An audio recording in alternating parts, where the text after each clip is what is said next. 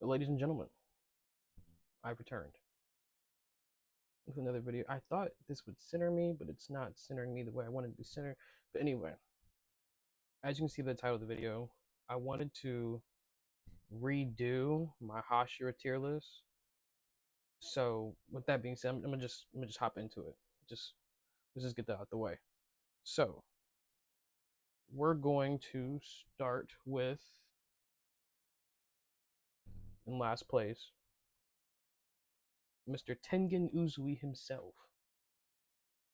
Tengen has no mark, and I mean, granted, he did his best against Daki and Gyotaro, but the fact of the matter is that any Hashira would speed blitz, in my rightful opinion. Now, this is where I almost changed some of the orders of things, but you'll see what I mean. So next we have Rengoku, and I'm very reluctant to give Rengoku so low, and it's not because like he doesn't have the mark or the red blade even. It's simply the fact that Rengoku, his showing so early on in the series against Akaza really spoke volumes to how strong he was, regardless of how Akaza won or ran away.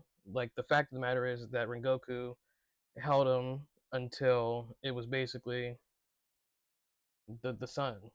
And one thing that I think is very interesting, narratively speaking, is that at that time period, Akaza and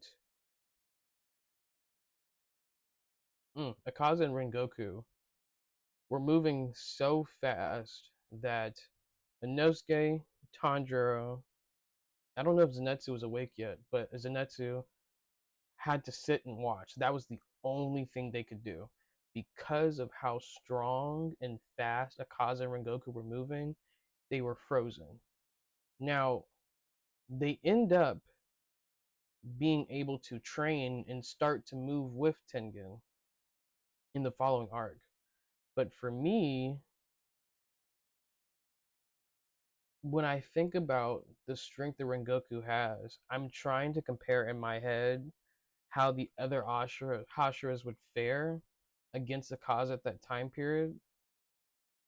And I think it becomes a difficult take because now you have to think about if you put any other Hashira in that position, would they be able to do the same thing? Now with a mark, based on the showing we got from Akaza and Rengoku's fight, like they should be able to do it no problem. And I guess that's why Rengoku is so much lower because although he did something that not many Hashira potentially could do, I guess you'd have to make two assumptions. You have to make the assumption that Rengoku without a mark is equal to a bunch of Hashiras with a mark, or you're going to have to assume that Rengoku is less than the Hashiras with the mark. So I think it's safer to go for he's equal to the Hashiras.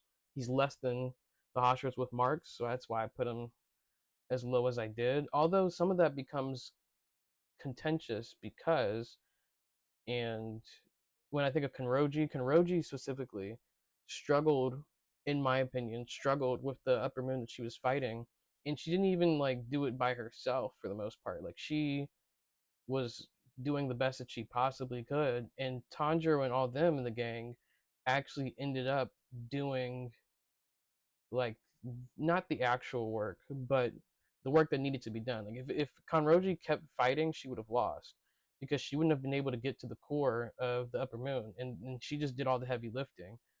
And so if you put Rengoku in that position that Kanroji was in,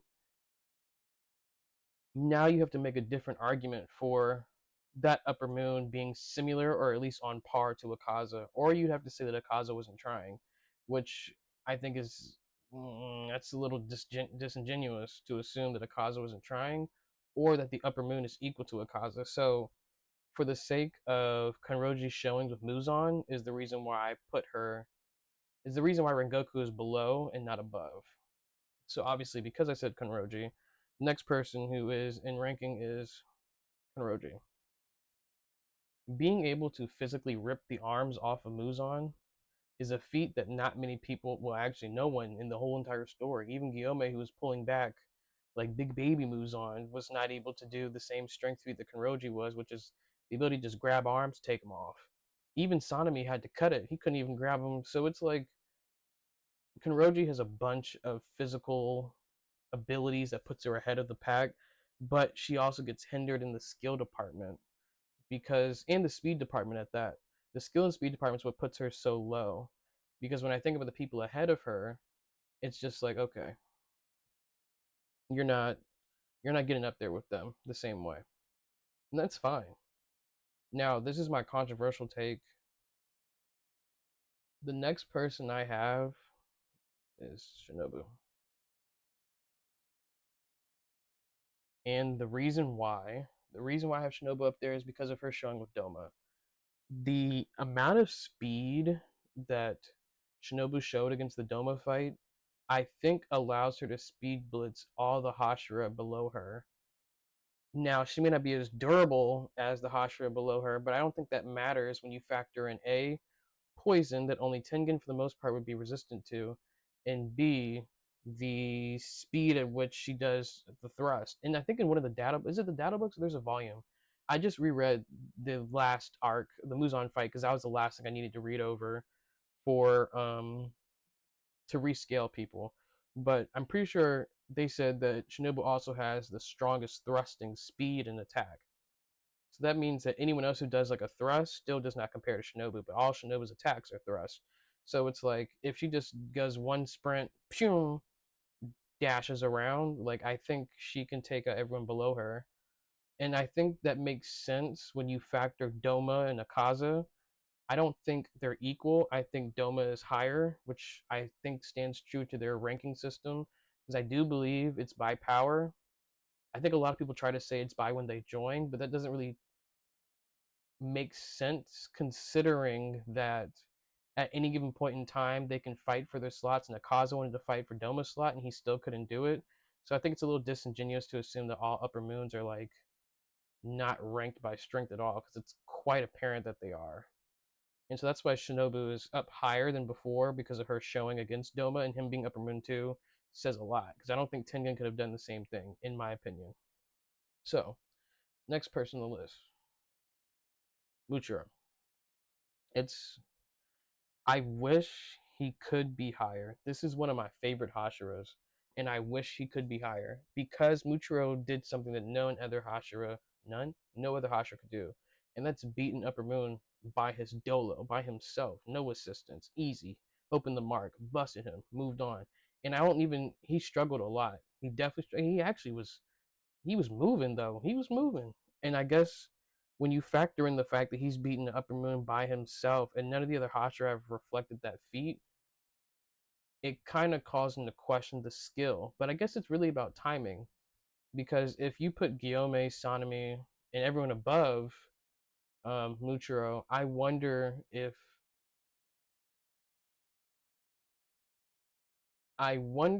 they would be able to pull off the same things. And I think the answer leans towards yes as opposed to no. And I think that's why Muchiro is so much lower. Granted, he did unlock the see-through world and the red blade, but sadly, those things are credited to skill and can't be necessarily attributed to strength, because having access to does not mean that you can all of a sudden combat such. For example, if he gets access to the see-through world and the red blade, does not mean he just automatically beats someone who's non-demon, and Kokoshiba is the best example of that.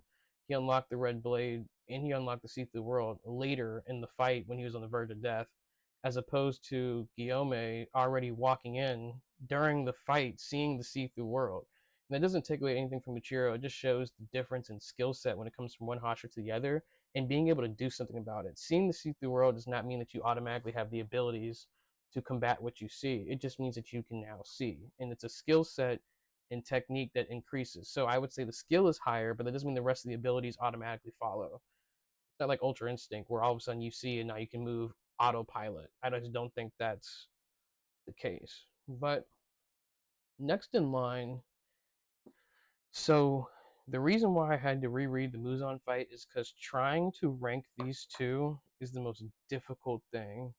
And the two I'm trying to rank are Obanai and Giyu. these two are the hardest to rank. And the reason why they're so hard, if like we're being honest, they're so difficult because of the showing. Now, he fights the woman who does the changing of rooms, or that does the little banjo, or the, I can't remember what it's called, and then goes on to fight Muzan and does incredibly well.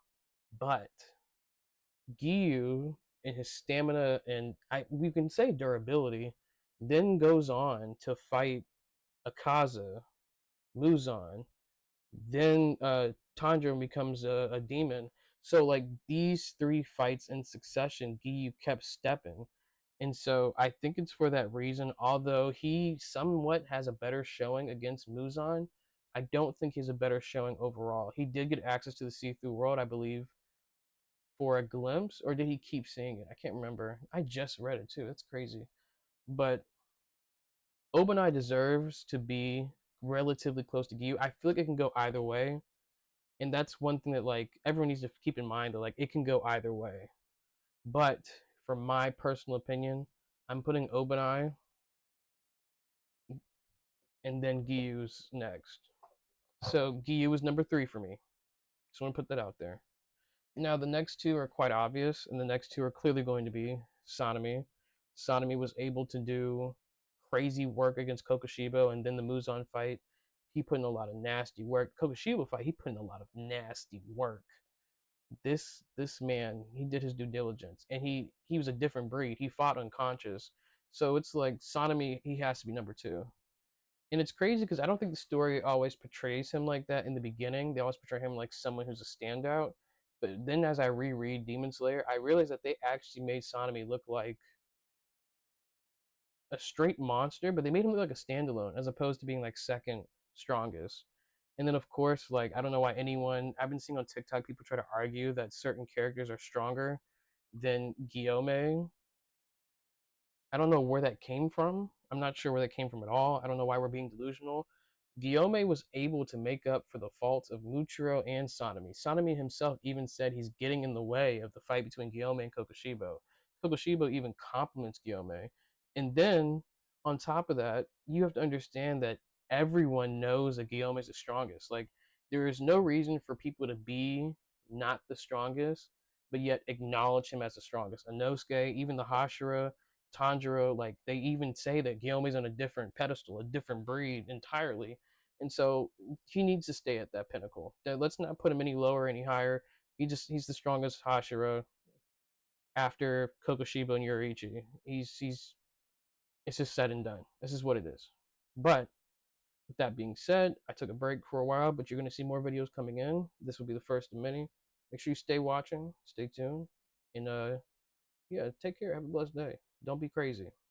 Yeah.